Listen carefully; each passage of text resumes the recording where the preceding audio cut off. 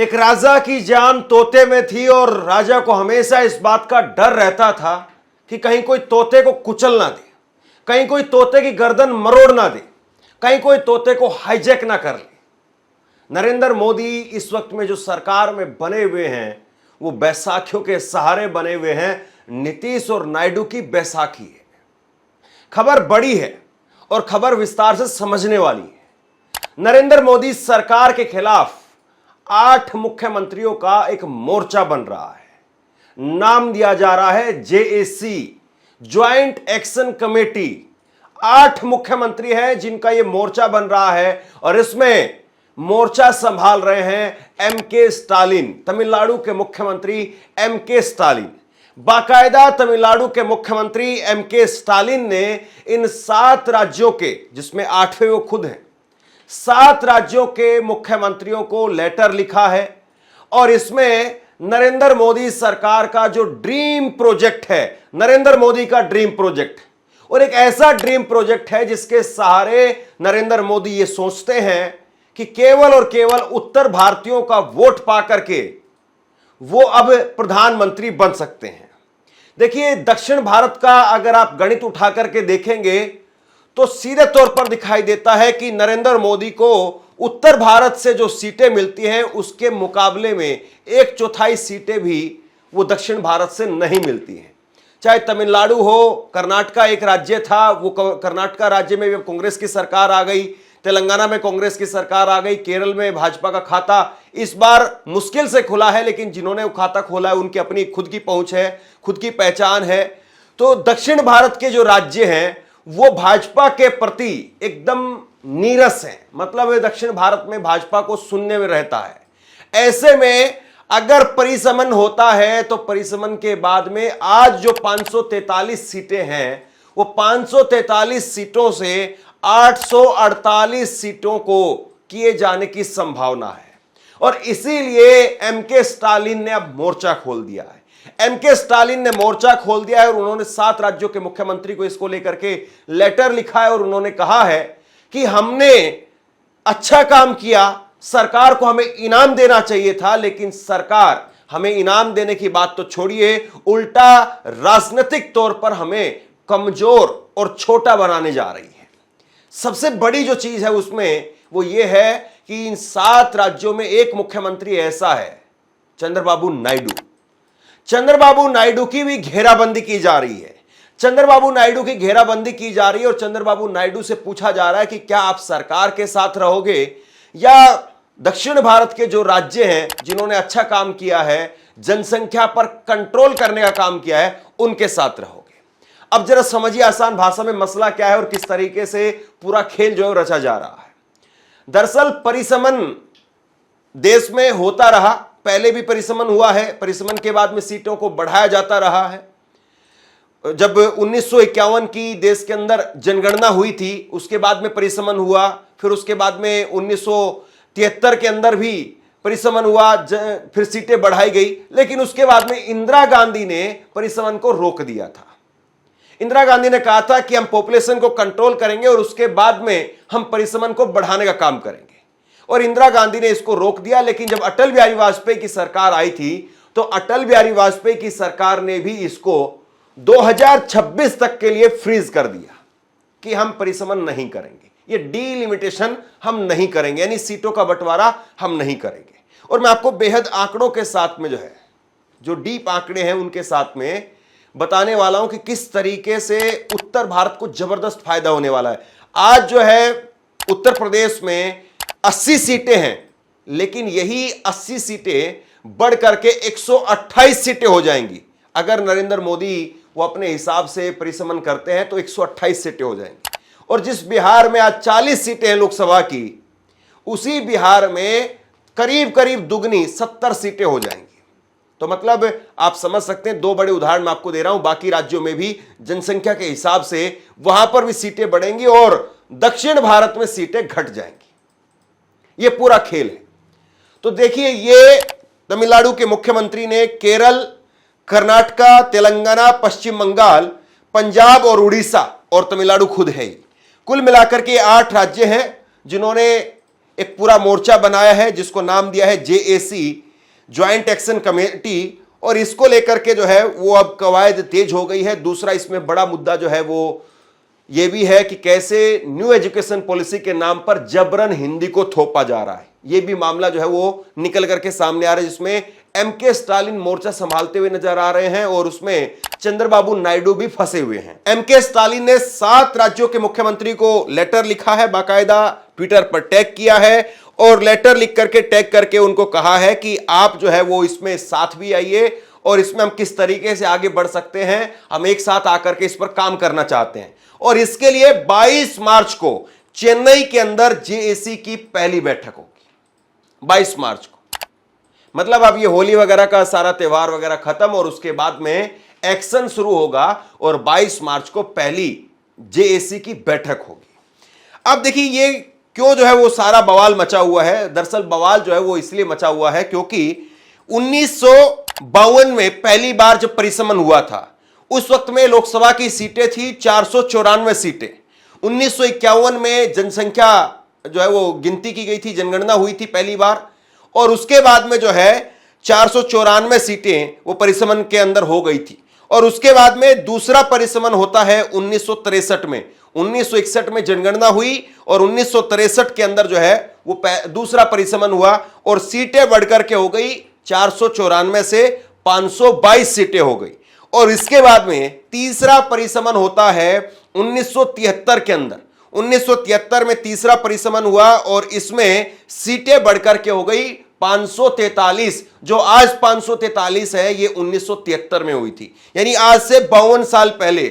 और उस वक्त में जनसंख्या जो है वो 54 करोड़ थी, 54.8 करोड़, यानी करीब 55 करोड़ आप मान लीजिए। और आज 2026 में अगर जनगणना होती है तो बताया जा रहा है कि कुल मिलाकर के तकरीबन 142 करोड़ जनसंख्या जो है वो होने जा रही है, यानी तकरीबन 3 गुना।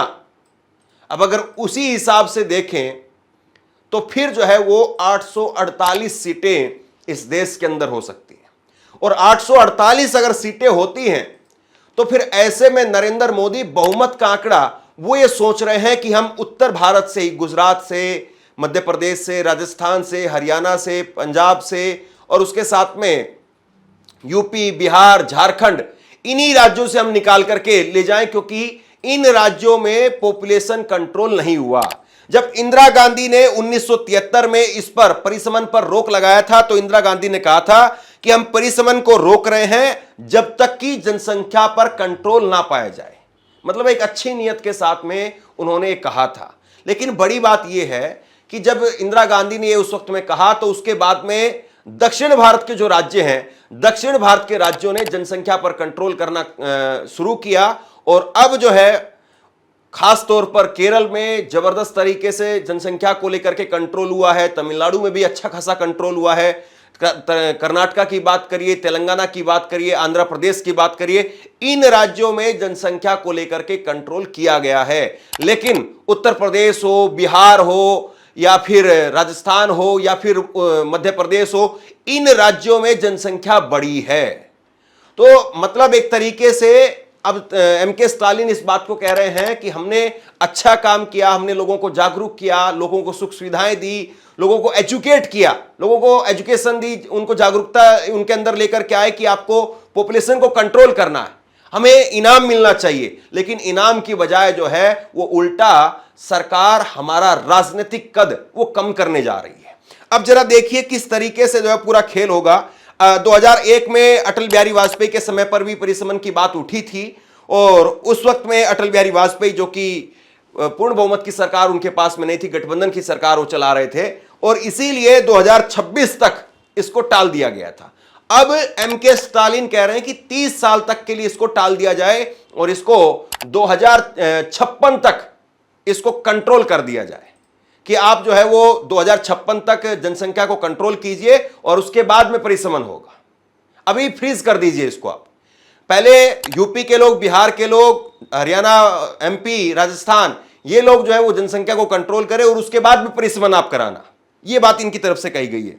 अब देखिए किस तरीके से उत्तर भारत को जो है फायदा होगा और दक्षिण भारत को नुकसान होगा, इस बात को जरा समझिए। यूपी में आज सीटें हैं 80। 80 सीटें हैं उत्तर प्रदेश में, और 80 सीटों के साथ में यहां पर 48 सीट और बढ़ जाएंगे, और कुल मिलाकर के 128 सीटें वो उत्तर प्रदेश में अकेले हो जाएगी। 128 सीटें। दूसरी तरफ बिहार के अंदर 40 सीटें हैं, और 40 सीटों से सीधा यहां पर 70 सीट हो जाएंगी। जबकि दक्षिण भारत को अगर आप देखेंगे तो दक्षिण भारत में 40 सीट उल्टा और कम हो जाएंगी। मतलब यहां पर तो 30-30, 40-40 और 50-50 सीटें एक राज्य के अंदर बढ़ रही हैं एक साथ, जबकि दक्षिण भारत में कम हो रही है। अब देखिए दक्षिण भारत में क्या स्थिति है। कर्नाटका के अंदर 28 में से 36 सीट हो जाएंगी। अभी मतलब आप कहेंगे भाई बढ़ तो रही है, 28 सीटें आज हैं, 36 सीट हो जाएंगी तो बड़ी 8 सीटें। लेकिन जिस रेशो से उत्तर प्रदेश में सीटें बढ़ी हैं, बिहार में सीटें बढ़ी हैं, वो यहां नहीं बढ़ रही है। ये कर्नाटका में 28 से 36 सीट हो रही हैं। ये अगर बिहार के हिसाब से देखते तो ये 28 की कम से कम जो है वो 48 सीटें हो जानी चाहिए थी, लेकिन वहां पर पॉपुलेशन ज्यादा है, इसीलिए वहां पर 40 की 70 हो गई, और यहां पर 28 की 36 हो रही है। तेलंगाना में 17 सीटें हैं आज की तारीख में, और ये 20 सीटें हो जाएंगी। मात्र 3 सीट की बढ़ोतरी हो रही है, जबकि वहां पर दुगना दुगना बढ़ोतरी हो रही है। आंध्र प्रदेश में 25 सीटें हैं आज की तारीख में, और ये 28 सीटें हो जाएंगी, तो यहां पर भी मात्र 3 सीटें बढ़ी हैं। तमिलनाडु के अंदर 39 सीटें हैं, और 41 सीट होंगी, मात्र 2 सीटें बढ़ेंगी। केरला के अंदर 20 सीटें हैं, और 1 सीट उल्टी घट जाएगी, 19 सीट हो जाएगी।